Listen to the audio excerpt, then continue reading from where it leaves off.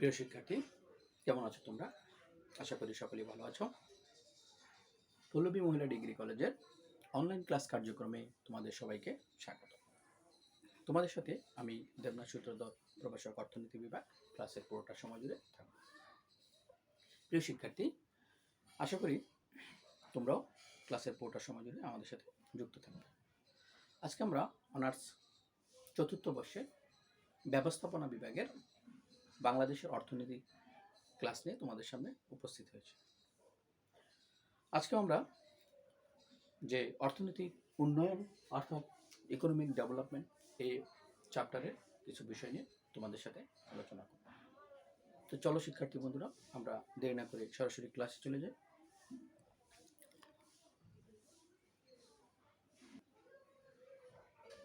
প্রিয় শিক্ষার্থী, আজকে আমরা আলোচনা করব অর্থনৈতিক উন্নয়নে রাষ্ট্র স্তর তত্ত্ব। অর্থনৈতিক উন্নয়নে রাষ্ট্র স্তর তত্ত্ব অর্থাৎ রাষ্ট্র's theory of stage of economic growth. এই যে অর্থনৈতিক উন্নয়নে রাষ্ট্র যে তথ্য দিয়েছেন, সেই তথ্যটি আসলে কি আমরা প্রথমেই জানব। সেই তথ্যটি হলো যে অর্থনৈতিক উন্নয়ন প্রক্রিয়াকে কতগুলো স্তরে ভাগ করা হয়। বিভিন্ন দেশের অর্থনৈতিক উন্নয়নের ইতিহাস পর্যালোচনা করলে দেখা যায় যে প্রতিটি দেশের অর্থনৈতিক উন্নয়ন ঘটে কতগুলো স্তর বা ধাপ অতিক্রমের মাধ্যমে। বস্তুত কোনো প্রকার এলোপাথারি বা অবিন্যস্তভাবে কোনো দেশের উন্নয়ন ঘটে না। অর্থাৎ একটি দেশের অর্থনৈতিক উন্নয়ন হঠাৎ আচমকাই হয়ে যায় না, বা এলোপাথারি কখনো উন্নয়ন ঘটে না। একটি দেশের অর্থনৈতিক উন্নয়ন ঘটতে গেলে তার একটি ধারাবাহিকতা বা তার একটি পর্যায়ক্রমিক যে স্তর আছে, সেই স্তরটি বজায় রেখেই তারপরেই সে দেশের উন্নয়ন হয়ে থাকে। বা উন্নয়ন এরকম একটা জিনিস না যে হঠাৎ করে এসে কেউ আলাদিনের প্রদীপের মতো মুহূর্তের ভিতরে উন্নয়ন করে দিয়ে গেল, এরকম কোনো আসলে বিষয় না। ঘটনাটি হলো যে একটি দেশের অর্থনৈতিক উন্নয়নের একটি ধারাবাহিকতা বা একটি স্তর ভিত্তিক একটি পর্যায়ক্রমিক বিভিন্ন ধাপে ধাপে হয়ে থাকে। তো সেই বিষয়টি বলা হয়েছে যে ধাপ বা স্তর অতিক্রমের মাধ্যমেই অর্থনৈতিক উন্নয়নগুলো হয়। বস্তুত কোনো প্রকার এলোপাথারি বা অবিন্যস্তভাবে কোনো দেশের উন্নয়ন ঘটে না, বরং একটি সুনির্দিষ্ট ও পূর্ব নির্ধারিত স্তর ক্রম অনুসারের মাধ্যমে অর্থাৎ অনুসরণের মাধ্যমেই প্রতিটি দেশের উন্নয়ন ঘটে। এগুলোকে অর্থনৈতিক উন্নয়ন বা অর্থনৈতিক বিকাশ প্রক্রিয়ার স্তর যে ক্রম, সেটিও বলা হয়, বা স্টেজ অফ ইকোনমিক গ্রোথ এই কথাটিও বলা হয়, যে স্টেজ অফ ইকোনমিক গ্রোথ। বিখ্যাত অর্থনীতিবিদ অধ্যাপক ডব্লিউ রস্টো অর্থনৈতিক উন্নয়নের যে স্তর বিন্যাস, সেই স্তর বিন্যাসে যে অবদান রেখেছেন তা সত্যি উল্লেখ করার মতো বা উল্লেখযোগ্য। তার মতে অর্থাৎ তিনি বলে থাকেন যে কতগুলো স্তর বা ধাপ অতিক্রমের মাধ্যমে কোনো দেশ বা সমাজের অর্থনৈতিক উন্নয়ন সাধিত হয়। ফলে তার যে তত্ত্বটি পরিচিতি লাভ করে স্তর তত্ত্ব নামে। The stage of economic growth, the non communist এবং ম্যানিফেস্টো নামক গ্রন্থে রাষ্ট্র যে অর্থনৈতিক উন্নয়নের 5টি স্তরকে নির্দেশ করে। রাষ্ট্র অর্থনৈতিক উন্নয়নের কয়টি স্তর নির্দেশ করে? রাষ্ট্র অর্থনৈতিক উন্নয়নে 5টি স্তরকে নির্দেশ করেন। প্রথমেই বলা হয়েছে যে প্রথমে যে স্তরটি রয়েছে সেটি হচ্ছে প্রাথমিক স্তর।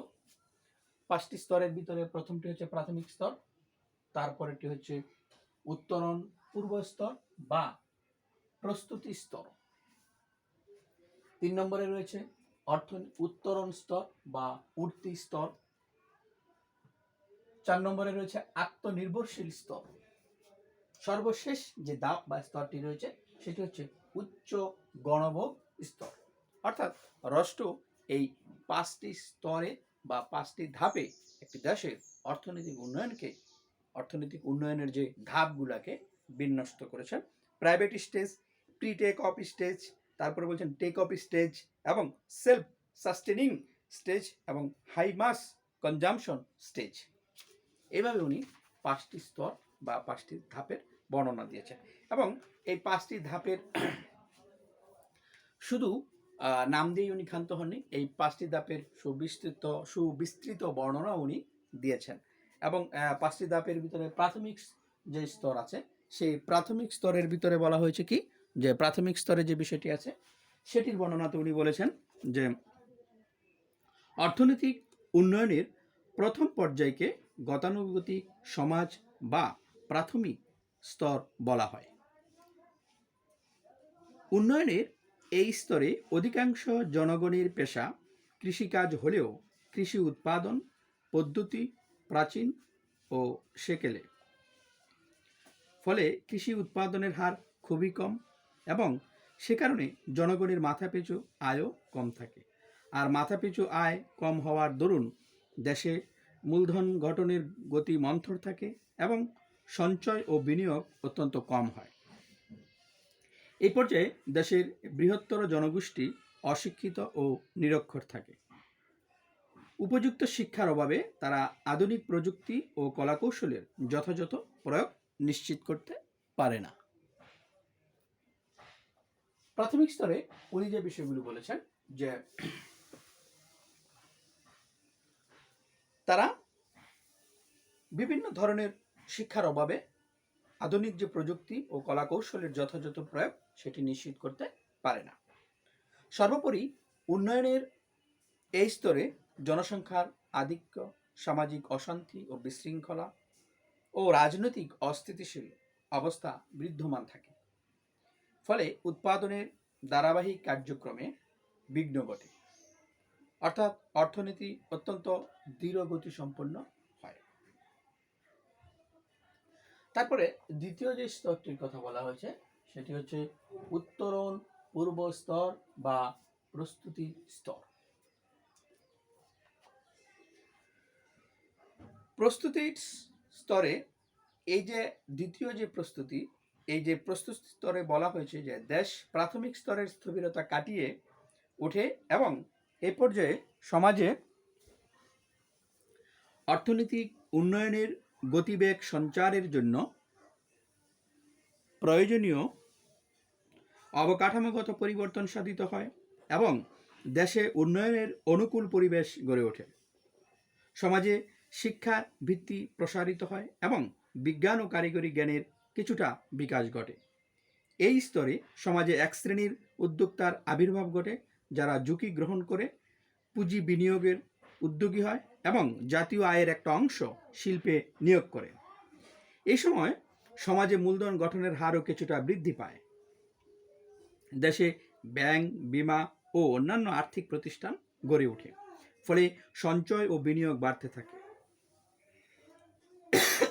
তবে এই স্তরে উৎপাদনের পরিমাণ খুব একটা বেশি বাড়তে পারে না, কারণ এই স্তরে সমাজ প্রাথমিক স্তর হতে সবেমাত্র উন্নতির পথে অগ্রসর হয়। প্রস্তুতি পর্বে সাধারণত জাতীয় আয়ের শতকরা 5% পর্যন্ত পুঁজি গঠনে নিয়োগ করা হয়। প্রাথমিক স্তরে সমাজে যে সামাজিক বিশৃঙ্খলা ও রাজনৈতিক অস্থিরতা থাকে, প্রস্তুতি পর্বে তা অনেকাংশে দূর হয়। অধ্যাপক রস্টুর মতে থাইল্যান্ড, কম্বোডিয়া, মায়ানমার এসব দেশ অর্থনৈতিক উন্নয়নের প্রস্তুতি পর্বে রয়েছে। অর্থাৎ রাষ্ট্র উত্তরণ পূর্ব স্তর বা প্রস্তুতি স্তরের কথা বলতে গিয়ে উনি কয়েকটি দেশের কথা বলেছেন, যেমন কম্বোডিয়া কথা বলেছেন থাইল্যান্ডের কথা বলেছেন, মায়ানমারের কথা, তারা প্রস্তুতি পর্বে রয়েছে। উত্তরণ স্তর বা উঠতি স্তর, তৃতীয় পর্যায়ে রয়েছে উত্তরণ স্তর বা উঠতি স্তর। এই যে উত্তরণ স্তর, সেই পর্যায়ের কথা বলা হচ্ছে যে এই স্তরটি হচ্ছে এমন একটি স্তর, সেই স্তর যেখানে অর্থনীতিতে অচল অবস্থা থেকে উত্তরণ করে তাতে এমন গতি সঞ্চার করা যাতে দেশে স্বাভাবিক স্বয়ং নির্ভরশীল ও নিরবিচ্ছিন্ন অর্থনৈতিক উন্নয়ন ঘটতে পারে। এই স্তরে সমাজে নতুন নতুন শিল্প প্রতিষ্ঠান গড়ে ওঠে এবং কর্মসংস্থানের সুযোগ সুবিধা বৃদ্ধি পায়, ফলে জাতীয় ও মাথাপিছু আয় বৃদ্ধি পায় এবং বিনিয়োগের জন্য পর্যাপ্ত উদ্বৃত্ত সৃষ্টি হয়। দেশে প্রযুক্তিবিদ্যার প্রসার ঘটে এবং কৃষি ও শিল্পের উৎপাদন বৃদ্ধি পায়। উত্তরণ স্তরে সাধারণ সাধারণত জাতীয় আয়ের 5 থেকে 10 ভাগ বিনিয়োগ করা হয়। অধ্যাপক রস্টুর মতে সাধারণত একটি দেশে 20 থেকে 30 ভাগ 20 হতে 30 বছর এই স্তরে অবস্থান করে। ব্রিটেনের অর্থনীতি 1819 থেকে 1848 সাল পর্যন্ত এই উত্তরণ স্তরে ছিল। আবার কোনো কোনো দেশ স্বল্প সময়ের মধ্যেও উঠতিকাল অতিক্রম করে, যেমন সোভিয়েত ইউনিয়ন মাত্র 10 থেকে 12 বছরের মধ্যে তারা অর্থাৎ 1929 থেকে 1940 এই স্তর অতিক্রম করতে সক্ষম হয়। বর্তমানে যেসব দেশ অর্থনৈতিক উন্নয়নের স্তরে রয়েছে তার মধ্যে ভারত, ফিলিপাইন, চিলি এবং মেক্সিকো, তারা এই উত্তরণের যে স্তর, উঠতি স্তর, সেই উত্তরণ স্তর বা উঠতি স্তরে রয়েছে। 4 নম্বরে যদি বলি আত্মনির্ভরশীল স্তর, এই আত্মনির্ভরশীল স্তর কি রয়েছে, যে এই পর্যায়ে দেশে ভারী শিল্পের বিকাশ ঘটে, বৈদেশিক সাহায্যের উপর নির্ভরশীলতা দূর হয়, প্রযুক্তি ও কলাকৌশলের ব্যাপক পরিবর্তন পরিলক্ষিত হয় এবং স্বনির্ভর অর্থনৈতিক উন্নয়নের নিরবিচ্ছিন্ন ধারা অব্যাহত থাকে। এছাড়া এই স্তরে রপ্তানি যে বাণিজ্য, সেই বাণিজ্যের সম্প্রসারণ ঘটে এবং আমদানি হ্রাস পায়, ফলে আমদানি রপ্তানির যে ব্যবধান, সেই ব্যবধানটি কমতে থাকে। এই স্তরে জাতীয় আয়ের শতকরা 10 থেকে 20 ভাগ মূলধন গঠনের জন্য ব্যয় করা হয়। অধ্যাপক রস্টুর মতে উত্তরণ স্তর হচ্ছে আত্মনির্ভরশীল স্তরে যে পৌঁছানো, সে পৌঁছাতে একটি দেশের প্রায় 60 বছর সময় লাগে, অর্থাৎ প্রায় 60 বছর সময় লেগে যায় এই উত্তরণ স্তর থেকে এই আত্মনির্ভরশীল স্তরে পৌঁছাতে। সর্বশেষ যে ধাপটির কথা বলা হয়েছে সেটি হচ্ছে উচ্চ গণভোগ স্তর বা হাই কনজাম্পশন স্টেজ, যেটাকে বলা হয় হাই মাস কনজাম্পশন স্টেজ। এই হাই মাস কনজাম্পশন স্টেজে অর্থনৈতিক উন্নয়নের সর্বশেষ পর্যায়কে বলা হয় উচ্চ গণভোগ স্তর। এই স্তরে একটি দেশের অর্থনীতি উন্নতির যে চরম শিখর, সে শিখরে অবস্থান করে। সমাজে অভাব বলে কিছু থাকে না, মাতৃভূমি তখন স্বর্গে পরিণত হয়। এই পর্যায়ে মানুষ ভোগ বিলাসের যে সকল সামগ্রী সেটি সহজেই হাতের কাছে পায়। জনগণ উন্নত শিক্ষার সুযোগ লাভ করে এবং সমাজে শান্তি শৃঙ্খলা বজায় থাকে। জনগণের মাথাপিছু প্রকৃত আয় বহুল পরিমাণে বৃদ্ধি পায়। রস্ট্র যে মতামত দিয়েছেন তার মতে এই স্তরে কল্যাণ রাষ্ট্র প্রতিষ্ঠিত হয়, যেমন মার্কিন যুক্তরাষ্ট্র, কানাডা, জার্মানি, জাপান, ফ্রান্স, যুক্তরাজ্য এসব দেশ বর্তমানে এই স্তরে অবস্থান করছে। প্রিয় শিক্ষার্থী, অর্থনৈতিক উন্নয়নে আমরা রাষ্ট্র স্তরের যে বিশ্লেষণ, এই যে 5টি স্তর ভিত্তিক বিশ্লেষণ, এই 5টি স্তর ভিত্তিক বিশ্লেষণ এতক্ষণ আমরা তোমাদের সাথে আলোচনা করলাম। এখন আমরা এই রাষ্ট্রের যে স্তর ভিত্তিক যে আলোচনা অর্থনৈতিক উন্নয়নে, এটির সমালোচনাগুলো একটু দেখব, বা এর কি ব্যতিক্রম আছে বা দোষ ত্রুটিগুলো তোমাদের সামনে এখন আলোচনা করব। যে রাষ্ট্র তত্ত্বের সমালোচনা, আমরা রাষ্ট্র তত্ত্বের সমালোচনা যদি বলি,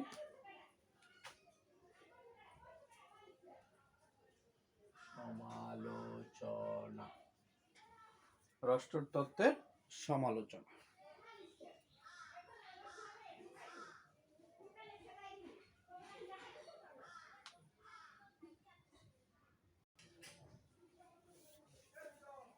প্রিয় শিক্ষার্থী, এই রাষ্ট্র স্তর ভিত্তিক তত্ত্বের যে সমালোচনা, এই সমালোচনা করতে গিয়ে বলা হচ্ছে মার্কিন অর্থনীতিবিদ অধ্যাপক ডব্লিউ রাষ্ট্র অর্থনৈতিক উন্নয়নের যে স্তর নির্দেশ করেছেন, তা উন্নয়নের যে স্তর বিন্যাস করেছেন, তা আমরা এখন সমালোচনা করব। সমালোচনার প্রথম পর্যায়ে আমরা যদি বলি যে বিভিন্ন স্তরের মধ্যে সীমারেখা নির্দেশ করা কঠিন।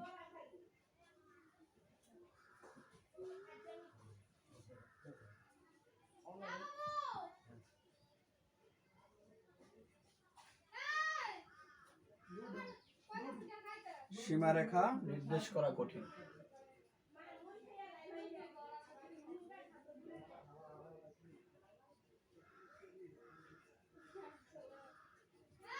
অর্থাৎ রাষ্ট্র যে স্তরের বিন্যাস করেছেন, সেখানে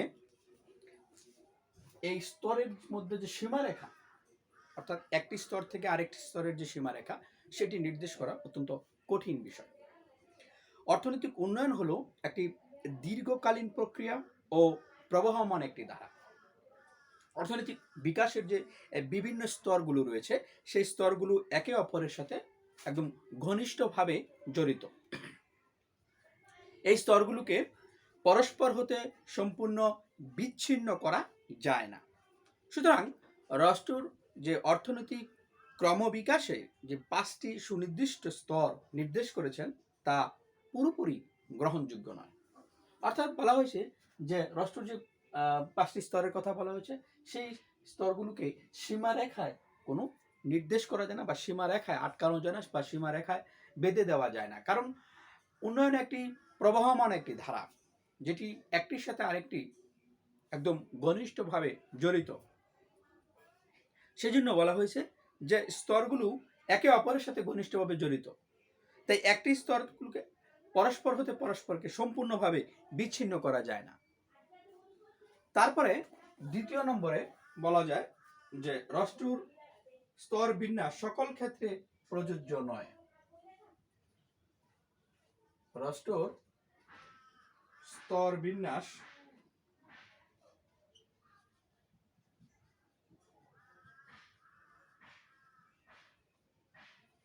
সকল ক্ষেত্রে প্রযোজ্য নয়।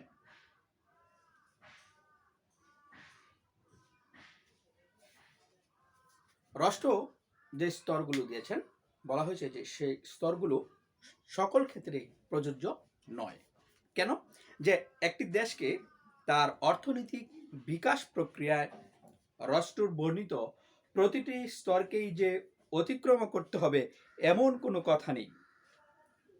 জনগণের ঐকান্তিক আগ্রহ ও সঠিক পরিকল্পনার মাধ্যমে রাষ্ট্রর যে স্তর বিন্যাসকে ফাঁকি দিয়ে অবিশ্বাস্যভাবে দ্রুত গতিতে ও যে অর্থনৈতিক অগ্রগতি সম্ভব, সমাজতান্ত্রিক সোভিয়েত ইউনিয়ন তার প্রমাণ করেছিল। অর্থাৎ রাষ্ট্রের যে স্তর বিন্যাস আছে, সেই স্তর বিন্যাস বলছে সকল ক্ষেত্রে প্রযোজ্য নয়। অর্থাৎ রাষ্ট্রের স্তরগুলোকে একটি স্তরকে ফাঁকি দিয়ে আরেকটি স্তরেও যাওয়া যায় দ্রুত, অকল্পনীয়ভাবে দ্রুত গতিতে। এই স্তরকে বা স্তর বিন্যাসকে ফাঁকি দিয়েও অবিশ্বাস্যভাবে দ্রুত গতিতেও একটি স্টেজকে লাফিয়ে আরেকটি স্টেজও যাওয়া যায়, এবং সেটির প্রমাণ দিয়েছে কে? সোভিয়েত ইউনিয়ন, রাশিয়ার কথা বলা হয়েছে যে তারা এই রাষ্ট্রের তত্ত্বকেও বা স্তর বিন্যাসকে ফাঁকি দিয়ে অর্থনৈতিক উন্নয়ন করেছে বা অর্থনৈতিক উন্নয়নকে ত্বরান্বিত করেছে। তারপরে বলা হয় যায় যে উন্নয়নের স্তর বিন্যাস সময়, উন্নয়নের স্তর বিন্যাস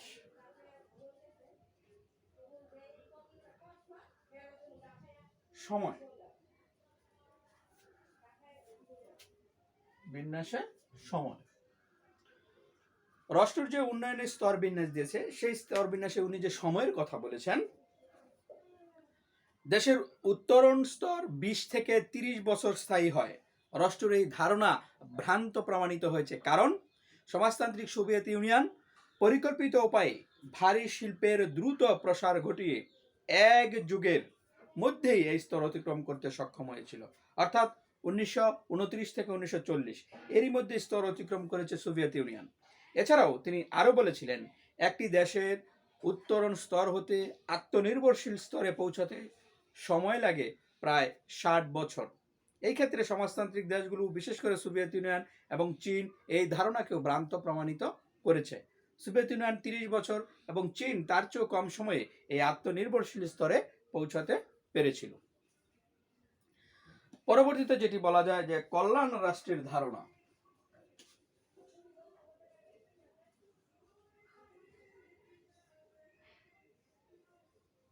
কল্যাণ রাষ্ট্রের ধারণা। কল্যাণ রাষ্ট্র সম্পর্কে অধ্যাপক রস্টু যে ধারণা ব্যক্ত করেছেন তা পুরোপুরি ঠিক নয়। কারণ অনেক পুঁজিবাদী দেশ উচ্চ গণভোগ স্তরে পৌঁছানো সত্ত্বেও সব শ্রেণীর জনগণ অন্ন, বস্ত্র, বাসস্থানের সুযোগ সুবিধা লাভ করে না। অন্যদিকে সমাজতান্ত্রিক দেশগুলো উচ্চ গণভোগ স্তরের অনেক নিচে থাকা সত্ত্বেও সব শ্রেণীর জনগণ সমান সুযোগ সুবিধা ভোগ করতে পারে। কাজেই কল্যাণ রাষ্ট্র সম্পর্কে অধ্যাপক রস্টুর যে ধারণা তা পুরোপুরি ঠিক নয়। তারপরে বলা যায় যে অভাবের অস্তিত্ব।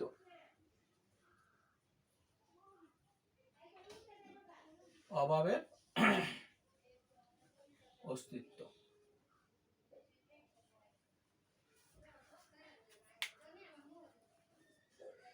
উচ্চ গণভোগ স্তর, এই যে উচ্চ গণভোগ স্তরে যখন, অর্থাৎ সর্বশেষ যেটি উচ্চ গণভোগ স্তরে, হাই মাস কনজামশন স্টেজ যেটি, সেই উচ্চ গণভোগ স্তরে পৌঁছানোর পর অধ্যাপক রস্ট্র যে গণভোগের কথা বলেছেন তা একটি অবাস্তব ধারণা। মানুষ চাহিদা মাত্র সবকিছু লাভ করে বা চাহিদা মতো সবকিছু লাভ করবে এবং সমাজে অভাব বলে কোনো কিছুর অস্তিত্ব থাকবে না। মানব সমাজে এরূপ যে অবস্থা সেটি চিন্তা করা নিছক একটি কল্পনা মাত্র, যে একজন মানুষ তার চাহিদা মাত্র যে সবকিছু সে লাভ করে ফেলবে এবং সমাজে অভাব বলতে কোনো কিছু থাকবে না, এটি একটি কাল্পনিক চিন্তাও বলা যায়। তাই রস্টুর এই চিন্তাটিও একটি অবাস্তব চিন্তা বলা যায়।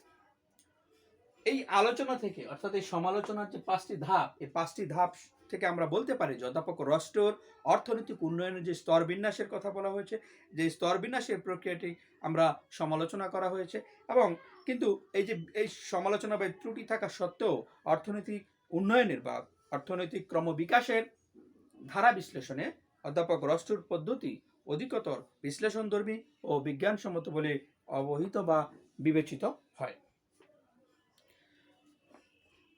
প্রিয় শিক্ষার্থী, আমরা অর্থনৈতিক উন্নয়নের রস্টুর স্তরগুলো দেখলাম এবং সেই স্তরের আলোচনাগুলো জানলাম।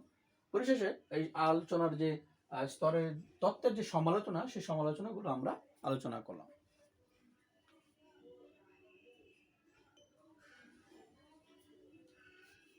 প্রিয় শিক্ষার্থী বন্ধুরা, রস্টুর স্তর বিন্যাসের বা স্তর তত্ত্বের আলোচনা সমালোচনা শেষে আমরা এখন দেখব যে বাংলাদেশ এই রস্টুর যে স্তর ভিত্তিক আলোচনা, রস্টুর দৃষ্টিতে বা রস্টুর স্তর তত্ত্বের আলোচনায় বাংলাদেশ কোন স্তরে পড়ে, অর্থাৎ রস্টুর দৃষ্টিতে বাংলাদেশ কোন স্তরে পড়ে।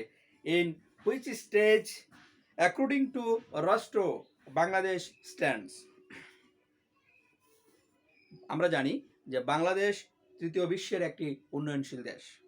উপনিবেশিক শাসন ও শোষণের কারণে এদেশের কৃষি, শিল্প, ব্যবসা বাণিজ্য তেমন অগ্রগতি সাধিত হয়। পাকিস্তান আমলে এদেশের অর্থনৈতিক উন্নয়নের গতি দ্বারা সঠিক পথে পরিচালিত হয়নি।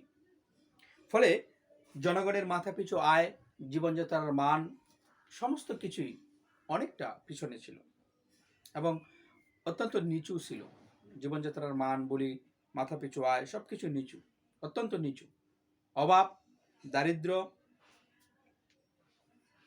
মৌলিক চাহিদা অপূর্ণতা, অর্থাৎ মৌলিক চাহিদার অভাব, মৌলমানবিক চাহিদা পূরণের যে দারিদ্র সীমার নিচে বসবাস, সেই বিষয়গুলো আমরা দেখতে পাই। অভাব দারিদ্র্য আমাদের একটি নিত্য সহচর হয়ে দাঁড়িয়েছে। দেশের শতকরা 75% লোক প্রত্যক্ষ এবং পরোক্ষভাবে কৃষির উপর নির্ভরশীল, আর সেই কৃষি নির্ভরশীল হচ্ছে প্রকৃতির উপরে। তাহলে যে মানুষের যে আয়ের উৎস, সেটিও প্রকৃতির উপরে নির্ভরশীল বলা যায়। কিন্তু কৃষি ব্যবস্থা এখনো অনুন্নত এবং জমির যে ফলন সেটি অত্যন্ত কম। দেশের জাতীয় আয়ে শিল্পের অবদান অত্যন্ত কম। দেশে মূলধন গঠনের হারও অত্যন্ত কম। বর্তমানে আমাদের জাতীয় আয়ের শতকরা 5% মাত্র মূলধন গঠনে নিয়োজিত হয়। বাংলাদেশের অর্থনীতির এই যখন অবস্থা, তখন আমরা বলতে পারি যে দেশের অর্থনৈতিক অবস্থা খুবই নাজুক অবস্থায় রয়েছে। তবে স্বাধীনতার পর আমাদের সামাজিক ও অর্থনৈতিক জীবনে কিছুটা পরিবর্তন সাধিত হয় বা সূচিত হয়েছে বলা যায়। স্বাধীনতার যুদ্ধ এদেশের গণমানুষের অর্থনৈতিক উন্নয়নের জন্য এক বিশেষ চেতনার সৃষ্টি করেছে। এর ফলশ্রুতিতে কি হয়েছে যে স্বাধীনতার 2 বছরের মধ্যে বাংলাদেশে প্রথম পঞ্চবার্ষিকী পরিকল্পনা গ্রহণ করা হয়। ইতিমধ্যে আমাদের দেশে 5টি পঞ্চবার্ষিকী পরিকল্পনা এবং একটি দ্বিবার্ষিক পরিকল্পনা মেয়াদ শেষ হয়েছে। গত কয়েক বছরে কৃষি ও শিল্পের অগ্রগতি সাধিত হয়েছে। কৃষিক্ষেত্রে যে আধুনিক যন্ত্রপাতি প্রয়োগ, উন্নত সার, বীজ ও কীটনাশকের ব্যাপক ব্যবহার পরিলক্ষিত হয়, ফলে কৃষি উৎপাদন বৃদ্ধি পাচ্ছে। শিল্পক্ষেত্রে অগ্রগতি দ্বারা অব্যাহত রয়েছে এবং শিল্পক্ষেত্রে বেসরকারি পুঁজি বিনিয়োগের হার ক্রমশ বৃদ্ধি পাচ্ছে। শিক্ষাক্ষেত্রে প্রকৃত অগ্রগতি সাধিত হচ্ছে। বর্তমানে বাংলাদেশে সাক্ষরতার হার বলা যায় 57.90%। অর্থনৈতিক সমীক্ষা 2014। শিক্ষার উন্নয়নের ফলে জনগণের মন মানসিকতার অনুকূল পরিবর্তন লক্ষ্য করা যায়।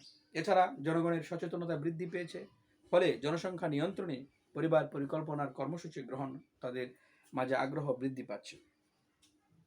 2011 সালে আদমশুমারি অনুযায়ী দেশের জনসংখ্যা বৃদ্ধির হার ছিল 1.37%। জাতিসংঘ উন্নয়ন কর্মসূচির ইউএনডিপির এক রিপোর্টে বলা হয়, বাংলাদেশ বিশুদ্ধ খাবার পানি ও স্যানিটেশন খাতে উল্লেখযোগ্য অগ্রগতি অর্জন করেছে। রিপোর্টে আরও বলা হয়, 10 বছর আগেও বাংলাদেশে গ্রামীণ এলাকায় যথাযথ স্যানিটেশনের ব্যবস্থা করার ক্ষেত্রে বিশ্ব একেবারে নিম্ন পর্যায়ে ছিল, কিন্তু বর্তমানে তারা 2020 সাল নাগাদ সমগ্র দেশকে স্যানিটেশনের আওতায় আনার লক্ষ্য অর্জনের যে দ্বারপ্রান্ত, সে দ্বারপ্রান্তে পৌঁছে গেছে। বাংলাদেশের অর্থনৈতিক উন্নয়নের সকল গতি প্রকৃতি বিশ্লেষণ করলে দেখা যায় দেশটি উত্তরণ পূর্ব স্তর বা প্রস্তুতি স্তরে রয়েছে। তবে একথা সত্য যে অর্থনৈতিক উন্নয়ন কর্মকাণ্ডে মৌলিক জ্ঞান ও বিজ্ঞান ব্যবহারের প্রবণতা যেভাবে বাড়ছে, তাতে দেশটি অচিরেই উত্তরণ স্তরে পদার্পণ করতে পারবে যদি সঠিক পরিকল্পনা ও দিক নির্দেশনা ব্যবস্থা থাকে। প্রিয় শিক্ষার্থী, এই উত্তরণ স্তরের বাংলাদেশ কোন স্তরে আছে সেটি আমরা দেখলাম, যে বাংলাদেশ প্রস্তুতি স্তর আছে, সেই স্তরে বাংলাদেশ আছে। এবং বলা হয়েছে যে যদি সঠিক দিক নির্দেশনা পায়, তাহলে বাংলাদেশ উত্তরণ স্তরে খুব দ্রুতই পৌঁছাতে পারবে। সঠিক দিক নির্দেশনা এবং অর্থনৈতিক ও উৎপাদন ক্ষেত্রে যদি প্রযুক্তি এবং বিজ্ঞানের ব্যবহার নিশ্চিত করা যায়, তবে দ্রুতই আমরা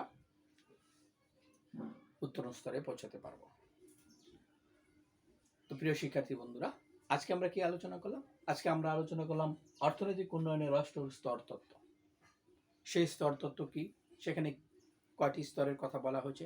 5টি স্তর কথা বলা হয়েছে, এবং এই 5টি স্তরে কি ভাবে উন্নয়নের যে বর্ণনা করা হয়েছে, কোন পর্যায় থেকে কোন পর্যায়ে যেতে, একটি স্তর থেকে আরেকটি স্তরে যেতে কত বছর সময় লাগে, সেই বিষয়গুলো উল্লেখ করা হয়েছে। পরবর্তীতে আমরা সমালোচনায় দেখলাম যে কিছু দেশ রাষ্ট্র এই যে স্তর তত্ত্ব, এটির যে সময় বেঁধে দেওয়া হয়েছে একটি জায়গা থেকে আরেকটি জায়গায় কত বছর লাগে, এবং অর্থনৈতিক উন্নয়নের ক্ষেত্রে যে বিষয়, সেগুলি নিয়েও সমালোচনা করা হয়েছে যে কিছু দেশ রয়েছে যারা সেই বেঁধে দেওয়া সময়ের আগেই অর্থনৈতিক উন্নয়নের একটি স্তর থেকে আরেকটি স্তরে পৌঁছাতে সক্ষম হয়েছে। এভাবে তার এই তত্ত্বটি সমালোচিত হয়েছে বিভিন্ন দিক থেকে। তারপরে বলা হয়েছে বিভিন্ন সমালোচনা সত্ত্বেও এই রাষ্ট্রের যে স্তর তত্ত্বটি, সেটি বিজ্ঞানসম্মত এবং বিশ্লেষণধর্মী এখনো। তার পরবর্তীতে সর্বশেষ যে বিষয়টি আসলো, সেটি হচ্ছে আমাদের বাংলাদেশ, সেটি রাষ্ট্রের দৃষ্টিতে বাংলাদেশ কোন স্তরে আছে। আমরা বাংলাদেশের অর্থনৈতিক বিভিন্ন যে উপাদানগুলো আছে, অর্থনৈতিক বিভিন্ন উপাদান সমূহ আমরা আলোচনা করে দেখলাম যে মানুষের জীবনযাত্রার মান এবং মানুষের কৃষি শিল্প এবং বিভিন্ন যে অবকাঠামোগত দিকগুলো আছে সেগুলো বিচার বিশ্লেষণ করে দেখা গেল যে বাংলাদেশ রাষ্ট্রের এই তত্ত্বের যে স্তর আছে সেই স্তরগুলোর ভিতরে বাংলাদেশ আছে উত্তরণ স্তরে, উত্তরণ যে প্রস্তুতি স্তর সেই প্রস্তুতি স্তরে বাংলাদেশ রয়েছে।